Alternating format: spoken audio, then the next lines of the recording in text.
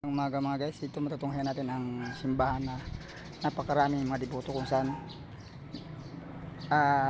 daan-daan ng mga santos dito.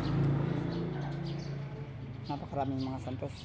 Dito mo matutunghayan ang sa buong kasaysayan ng simbahan. Dito mo makikita ang napakaraming santos kung saan naglilipanas sa matatagpuan mo sa palibot ng simbahan. Kung saan ito ang pinaka-kontrobersyal na simbahan na napuntahan ko sa buong kasaysayan ng aking paglilibot sa Pilipinas. Isa napakaraming mga santos o santas na nasa palibot. Napakatanda na nitong simbahan ito kung saan ito ay 1640 pa po tinatag at nakailang sira ito, ngunit inaayos pa rin at binibila pa rin ng mga debotong Romano ko, Katoliko, kung saan dito lang matatagpuan ng napakaraming anghel o mga santos kung saan may dalawang demonyo. Dito mo makikita ang dalawang demonyo. Ito lang bukod tang simbahan na may revolto ng demonyo o santos na demonyo. Matutunghayan mo yun si Satanas, tinapakan ni San Miguel Arcangel. At ito ang isa pang santos kung saan pinuksa din ito ni San Miguel Arcangel.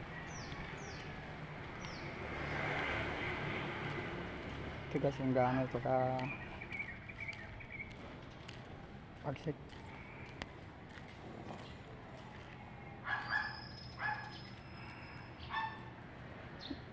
Bukod po yung nasa loob mga guys, napakadaming revolto, mapamahiin ang mga mamayan sa Timuna kung saan napakaraming deboto. Kaya mamamangha ka mga idol sa inura nitong simbahan ito.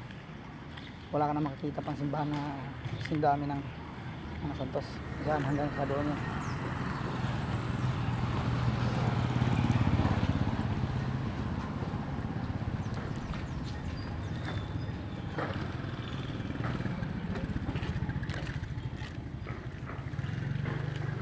At wala ng klaseng santos meron dito. Dito matatanghayan natin si Kalunsod kung saan Pilipinong pari ito na naging santos. Kung saan napabayaan na siya dahil hindi man siya imported na santos, kaya doon na lang pagbabasura sa kanya. Napakaraming mga guys ng mga santos sa lugar na ito.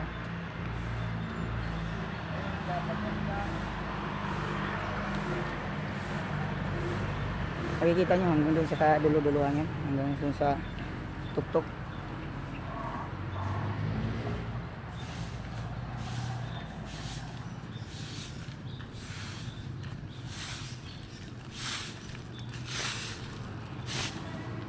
At dito naman tayo guys, puntahan natin ang kultura ng mga naunang tao dito sa Timuna, kung saan sila lang naman yung mga naunang mga katutubo dito sa Pilipinas.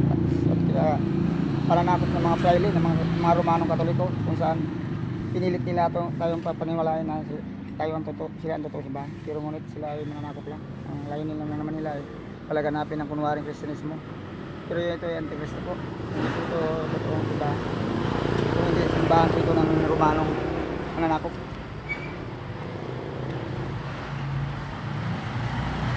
Magandang umaga at maraming salamat. Pag-follow na lang po sa aking Facebook page, sa aking like, pag-subscribe, pag-comment or share po sa aking account nito. Mario Serralta at saka Super Mario. Salamat po.